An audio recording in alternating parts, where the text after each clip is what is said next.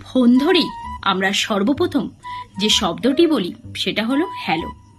কিন্তু হ্যালো শব্দটাই কেন বলি, এই হ্যালো শব্দ বলার পিছনে কি কারণ রয়েছে, এই নিয়ে দুটো মত প্রচলিত আছে।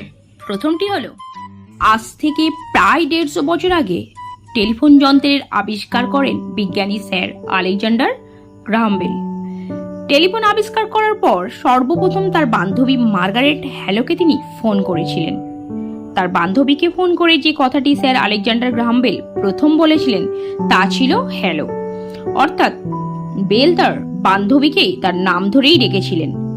প্রচারিত আছে ফোন করার পর এরপর থেকেই হ্যালো বলার চল শুরু হয়েছিল।